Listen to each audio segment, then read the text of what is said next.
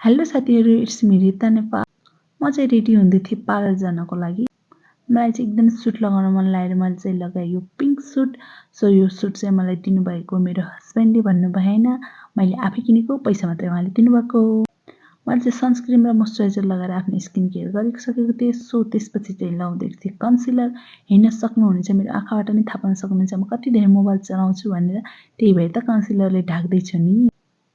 कन्सिलरले मात्रै नपुगेर म चाहिँ लाउँदैछु यहाँ पाउडरले नि ढाक्दैछु म आफ्नो गल्ती कति मोबाइल चलाउँछु भनेर। थाहा छ मलाई कोही हेर्ने होइन भने त्यही पनि मेरो आँखालाई अलिअलि सजाइदिन थालेको मैले चाहिँ मस्कारादेखि, किनकि मलाई चाहिँ मस्कारा लगाउन एकदमै मनपर्छ कि। त्यसपछि मैले लाएँ मेरो बुढोले दिएको मलाई सम्पत्ति, अमूल्य सम्पत्ति मेरो जीवनको। यो लिपस्टिक चाहिँ मेरो जिन्दगी जस्तै भएको छ, यता न उता जस्तो। अनि यो लिपस्टिक नि मैले मम्मीको चोरेर ल्याएको, किनकि मसँग त किन्न सक्ने औकात नै छैन कि।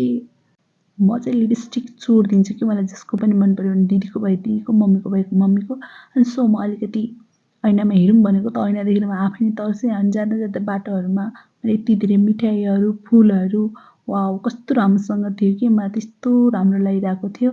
अनि हिँड्दै गइरहेको त बाटोमा त पुरा ढ्याङ्ग्रो बजाएर बाबाहरू त मागे पो रहेछ। कस्तो पागल जस्तो बाबाहरू रहेछ तिनीहरू त।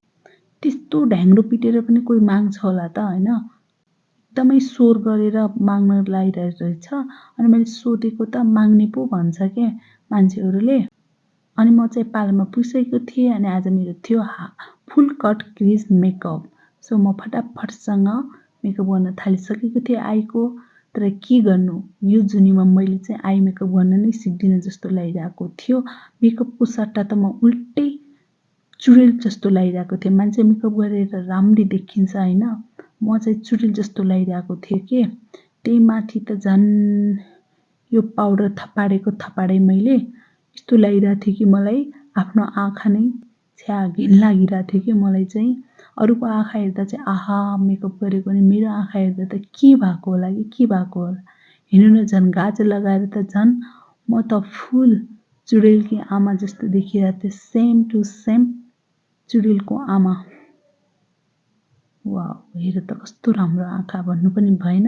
त्यसपछि चाहिँ म घर आइसकेको थिएँ। अनि मलाई चाहिँ भोक लागेर मैले चाउचाउ बनाएर खाएँ। अनि आजको लागि यति नै साथीहरू, थ्याङ्क्स फर वाचिङ।